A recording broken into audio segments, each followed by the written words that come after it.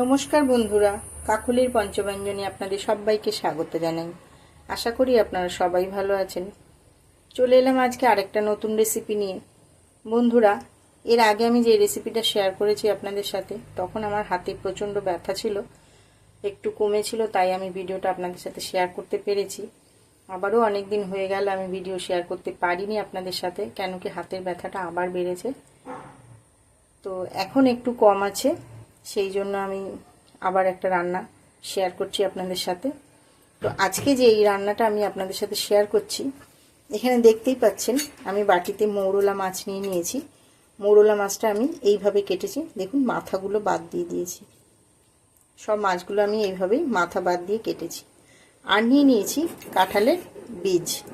আমি আজকে মৌরলা মাছটা কাঁঠালের বীজ দিয়েই করব। আমি এখানে 150 গ্রাম মৌরলা মাছ নিয়েছি, আর নিয়ে নিয়েছি প্রায় 15টার মতো কাঁঠালের বীজ। এবারে আমি গ্যাসটা অন করে দেখুন একটা প্রেসার কুকার বসিয়ে নিয়েছি, আর প্রেসার কুকারে আমি দিয়ে দিলাম প্রায় 1 গ্লাসের মতো জল। জলটা দিয়ে প্রথমে আমি বন্ধুরা কাঁঠালের বীজগুলো প্রেসারে সিটি দিয়ে নেব। 4 থেকে 5টা সিটি দিলেই হবে। কাঁঠালের বীজ অনেকেই মনে করে ছাড়াতে ভীষণ ঝামেলা, কিন্তু এইভাবে প্রেসারে যদি 4টে কিংবা 5টা সিটি দিয়ে নেওয়া হয়, তাহলে খুব অনায়াসেই কাঁঠালের বীজগুলো ছাড়ানো যাবে। ঢাকনাটা আটকে দিলাম, আমি 4টে সিটি দিয়ে নেব। প্রেসার কুকারে আমার 4টে সিটি দেওয়া হয়ে গেছে। এবার আমি প্রেসার কুকারের ঢাকনাটা খুলে দেখছি।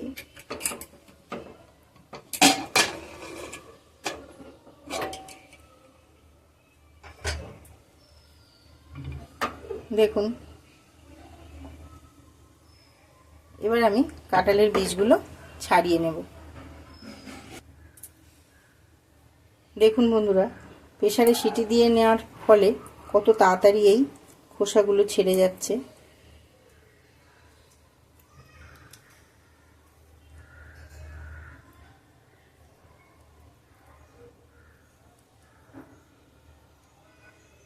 ভেতরের লাল খোসাটাও তাড়াতাড়ি উঠে গেল।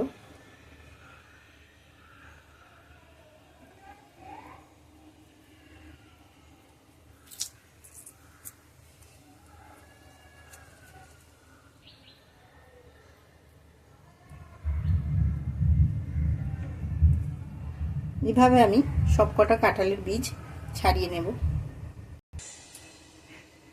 কাঁঠালের বীজগুলো ছাড়িয়ে আমি দেখুন ছুরি দিয়ে মাঝখান থেকে কেটে নিয়েছি এইভাবে। প্রেসারে সিটি দিয়ে নিলে কাঁঠালের বীজগুলো ছাড়াতে আর কোনো ঝামেলাই হয় না, তাড়াতাড়ি হয়ে যায়। এবার দেখুন আমি গ্যাসের উপর একটা কড়াই বসিয়েছি, কিন্তু গ্যাসটা আমি এখনো অন করিনি।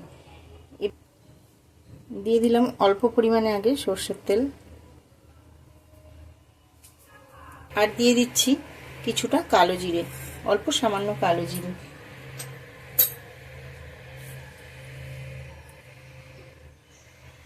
আর এখানে আমি একটা পেঁয়াজ কুচি করে রেখেছিলাম মাঝারি সাইজের, দিয়ে দিলাম কাঁচা পেঁয়াজটা।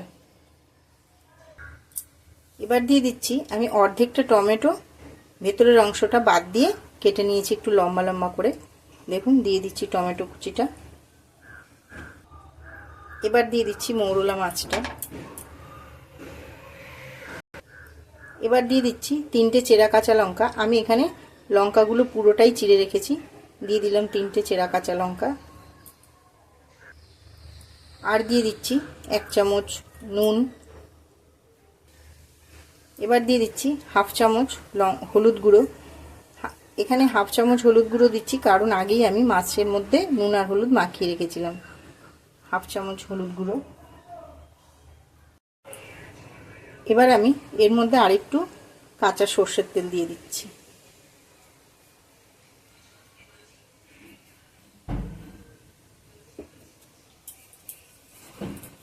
দিয়ে এই কড়ার মধ্যেই আমি সব কিছু একটু ভালো করে মেখে নেব। হালকা হাতেই মাখবো। এবারে এর ওপরে দিয়ে দিচ্ছি কাঁঠালের বীজগুলো।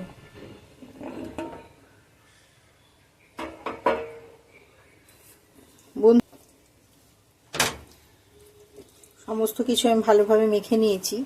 এবার আমি এই হাতটা ধুয়েই সামান্য পরিমাণে একটু জল দিয়ে দেবো।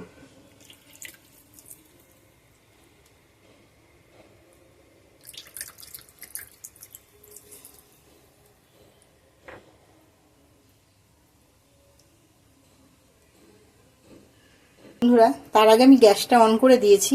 এতক্ষণ আমার গ্যাসটা অফই ছিল। এবার আমি 5 থেকে 7 মিনিটের জন্য ঢাকা দিয়ে দিলাম। এই সময় আমার গ্যাসের ফ্লেমটা একদম লোতে থাকবে। 5 মিনিট হয়ে গেছে। এবার আমি ঢাকনাটা খুলছি।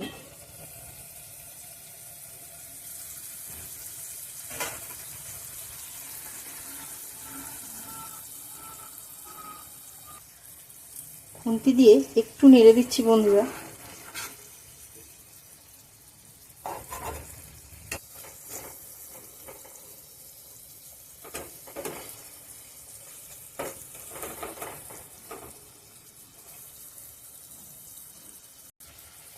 এবার আমি উপর থেকে আধ দুটো চেরা কাঁচা লঙ্কা দিয়ে দিলাম, আর দিয়ে দিলাম ধনে পাতা কুচি, দিয়ে আমি আর 2 মিনিটের জন্য ঢাকা দিলাম।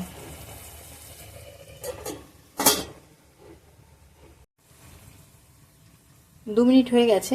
এবার আমি ঢাকনাটা খুলছি। তৈরি হয়ে গেল আমার কাঁঠাল বীজ দিয়ে মৌরলা মাছের ঝাল। দেখুন বন্ধুরা, কত সুন্দর দেখতে হয়েছে, খেতেও অপূর্ব হয় গরম ভাতের সাথে। আর আমার মনে হয় এই রকম একটা তরকারি হলে গরম গরম ভাতের সাথে আর কিচ্ছু লাগবে না, এটা দিয়েই সব ভাত খাওয়া হয়ে যাবে। বন্ধুরা, আমার এই কাঁঠাল বীজ দিয়ে মৌরলা মাছের ঝালের রেসিপির ভিডিওটা আপনাদের কেমন লাগলো কমেন্ট বক্সে জানাতে ভুলবেন না প্লিজ। লাইক ও শেয়ার করে দেবেন। আর আমার চ্যানেলে নতুন বন্ধু যারা এখনও আমার চ্যানেলটা সাবস্ক্রাইব করেননি প্লিজ সাবস্ক্রাইব করে দেবেন, যাতে পরবর্তী সময় আমি নতুন কোনো রেসিপির ভিডিও দিলে সেই আপডেট খুব সহজেই বা তাড়াতাড়ি আপনার কাছে পৌঁছে যেতে পারে।